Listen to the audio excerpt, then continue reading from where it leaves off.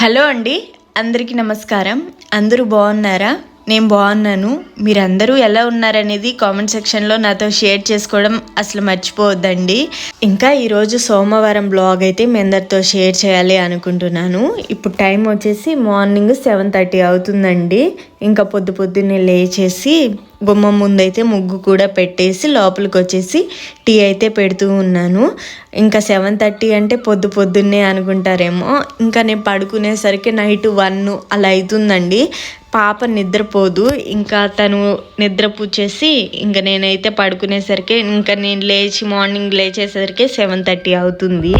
ఇంకా ఈ విధంగా అయితే పొద్దున టీ తాగగానే ఇంకా టిఫిన్ సెక్షను అవేమీ లేకుండా ఇవాళ అయితే రాగి జావ అయితే తాగుతూ ఉన్నాము.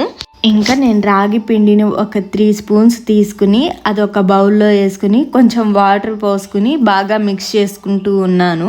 నెక్స్ట్ వచ్చేసి స్టవ్ వెలిగించి ఒక బౌల్ పెట్టుకుని అందులో కొంచెం వాటర్ పోసి రాగి పిండిని వాటర్లో కలుపుకున్నాం కదా, ఇది వచ్చేసి ఈ వాటర్లో పోసేసుకొని కొంచెం ఉప్పు అయినా సాల్ట్ అయినా వేసుకుంటే సరిపోతుందండి. ఇంకా సాల్ట్ వేసి బాగా కలుపుకోకపోయినా ప్రాబ్లం లేదండి, ఎందుకంటే సాల్ట్ కరిగిపోతుంది కదా.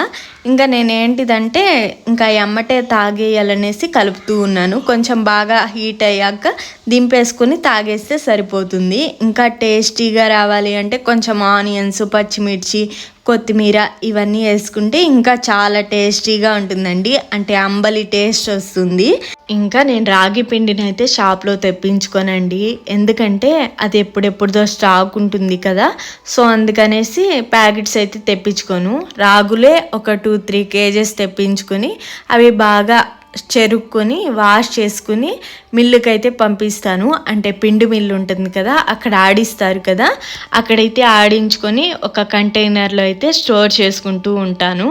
ఇంకా ఆ పిండి అయిపోగానే తర్వాత మళ్ళీ రాగులు తెచ్చుకొని మళ్ళీ ఆడించుకొని అలాగైతే స్టోర్ చేసుకుంటూ అలా అయితే రాగి జావ అలా తాగుతూ ఉంటామండి. ఇక్కడైతే సద్దవడలు చేస్తూ ఉన్నాను. ఇవి కూడా సద్దలు ఏంటంటే అండి విడిగా తెప్పించి మిల్లులో పట్టించి ఇలా అయితే సద్దవడలు అయితే చేసుకుంటూ ఉంటాము. చాలా హెల్తీగా ఉంటాయి కదా అండి ఇవి కూడా. ఇంకా మా పాపకు కూడా అలవాటు చేయాలి కదా. ఇంకా అప్పటి కాలంలో ఇవి చాలా ఎక్కువగా తినేవాళ్ళు మా అమ్మమ్మ వాళ్ళు అందరూ. ఇంకా నా చిన్నప్పుడు అంటే ఇంటర్ వరకు కూడా మా అమ్మమ్మ వాళ్ళ ఊరికైతే వెళ్ళే వాళ్ళం మేమైతే. ఇంకా అప్పుడు అక్కడికి వెళ్ళగానే ఇంకా వాళ్ళు సద్దలు అన్నీ పండిస్తారు. ఇంకా పండించే వాటిలో కొన్ని అయితే ఇంట్లో ఉంచుకుంటారండి. ఇంకా మేము ఎలాగో సెలవులకు వెళ్దాం కదా, అవైతే స్నాక్స్ లాగా చేసి మా అందరికీ ఒక 2-3 అందరికీ ఒక్కొక్కరికి 2-3 అలా ఇస్తూ ఉంటారు. ఇంకా చాలా టేస్టీగా ఉంటాయండి, బాగా ఉంటాయి. వాళ్ళు నేను చేస్తే ఏంటంటే మెత్తగా వచ్చాయి అవి. అంటే నేను పిండి మెత్తగా చేసేసాను కదా, అదేంటంటే అండి కొంచెం బరకగా ఉంటే అవైతే చాలా టేస్టీగా వస్తాయి. ఇంకా ఇక్కడ వచ్చేసి ఈవినింగ్ 4కి అయితే బయట అంతా క్లీన్ చేసుకుంటూ ఉన్నానండి. అంటే ఊడ్చుకుంటూ ఉన్నాను, సన్న ముగ్గు అయితే పెట్టేద్దామని చెప్పేసి.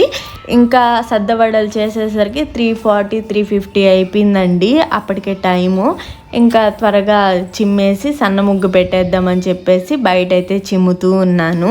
ఇంకా అంతా చిమ్మడము అంతా అయిపోయిన తర్వాత కొంచెం వాటర్ చల్లి ఈ విధంగా అయితే సన్న ముగ్గు అయితే పెడుతూ ఉన్నానండి. ఇంకా ఒక చేతిలో మొబైల్ కెమెరా పెట్టుకో ఉన్నాను కాబట్టి షేక్ అవుతూ ఉంది. అదైతే ఒక సైడ్ గీస్తుంటే ఒక సైడ్కి వెళ్ళిపోతూ ఉంది. ఇంకా ఈ విధంగా అయితే పెట్టేస్తూ ఉన్నానండి సన్న ముగ్గు అయితే.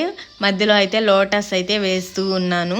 ఇంకా నేనైతే ప్రతిరోజు మార్నింగ్ లేవగానే ముగ్గు పెట్టేస్తాను. ఈవినింగ్ 4 అవ్వగానే అదే సన్న ముగ్గు అయితే పెట్టేసుకుంటూ ఉంటానండి. ఇంకా ఇది ఎప్పటి నుంచో వస్తున్న ట్రెడిషన్ కదా అండి. సో నేనైతే రెగ్యులర్గా ఇలాగే ఫాలో అవుతాను. ఇంకా మా ఇంటి దగ్గర ఉన్నప్పుడు కూడా మా అమ్మ మా నాన్నమ్మ కూడా ఈ విధంగా చేసేవాళ్ళండి. మా నాన్నమ్మ అయితే అండి ఇంకా 3కే లేచేసి మొత్తం పనులన్నీ చేసేది. మార్నింగ్ 3కే లేచేసేది. ఇంకా మా అమ్మ కొంచెం 5:30 అలా లేచేదిలే అండి. ఇంకా నాకు కూడా వాళ్ళని చూసి నాకు కూడా మ్యారేజ్ అయినప్పటి నుంచి ఇలాగే చేస్తూ ఉంటాను.